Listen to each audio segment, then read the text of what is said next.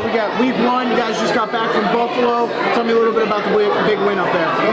Oh, it was a big win for us. We wanted to start off fast.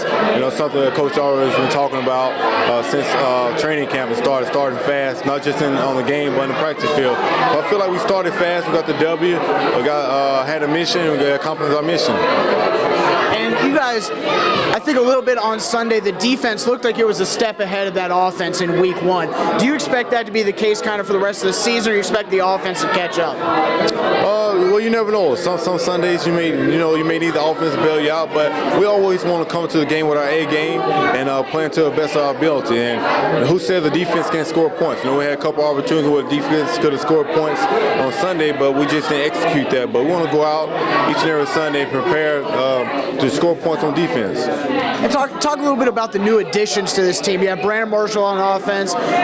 Chad obviously looked like they had a good connection, getting the ball a lot to him. And then you got Carlos Dansby, and he made a big impact on defense. What kind of impact are those guys going to make on this team this season? Well, you should see from the jump the impact that Carlos made. He had a sack early on in the first quarter, and the catches that Brandon made some big catches for us. So the impact that they're making is obvious and it's seen on the field, and I'm pretty sure we'll continue seeing week in and week out from those guys. And Jason, you personally, as your career has gone on, I mean, you were a high draft pick. It looked a year or two ago that you might not have been seeing as much playing time as a lot of people had expected out of you. But now this year it seems that you're playing a very key role in this team. Talk a little bit just about your development from when you were a rookie to this point now.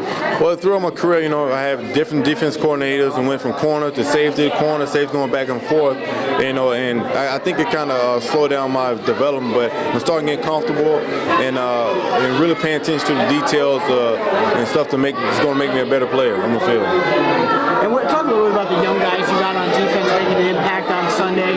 Chris Clemens looked really good. You had Cole Meese had a sack in that game. Just talk about how good do you think some of those young guys on that defense can be? We got some young guys putting in a lot of work for us and contributing a lot. And those guys continue stepping up, and it's going to be a positive thing for us, and we continue growing together as a unit. I think sky's the limit for us in the defense. It looked at times like the offense was clicking in that game. It looked at times like you guys were really struggling in that game. Was that more Buffalo's defense, or is there still a lot to be worked out on this offense? Buffalo's got a good defense. I mean, credit a lot to them. They got a great defense. They got a great defense coordinator that obviously knows our system really well, and they have a lot of players, and they played well. We got some improving to do, and we're up for the challenge, and I know we're going to get better this week. Defense kind of carried us last week. They played a stellar game, and I hope they continue that, and the offense gets better. And you were a big part of that Wildcat offense a year ago at the beginning of the year. Now you didn't have a carry yesterday. What do you expect your role to be in this offense this year? I expect my role to be like it's been the last couple of years. Anything they need me to do, I'm going to do. Whether that be, line up anywhere on the field, I'll be there.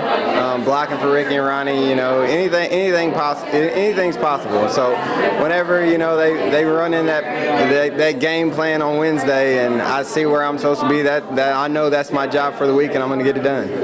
And you had Bill Parcells recently step down from his position. How big of an impact has that made on the team, or has it really just been a smooth transition without him around every day? It's been a smooth transition. He's been around anyways. I mean, we still see the guy, and he's there. So far, he's been there, and he's a nice face to have around the facility. I mean, guys love him and completely respect everything that he has, and he's going to tell you. He might come by and say something to you, whisper something in your ear, tell you need to do something a little better, and guys take that, and it's good to have him around. Do you think as he steps away more and more here, do you think the team will miss that not having him in the locker room saying stuff like that to you guys every once in a while? I mean, it's Coach Brano's team, and that guy's there, and he's the leader of our team, and he's carrying the torch. So will we miss Parcells if he's not around? Yeah, we'll miss him. I mean, anybody would miss a Hall of Fame coach if he just stopped showing up. But we'll be fine. He entrusted two guys that he trusted. So I mean, our team will continue to go, and we'll be fine.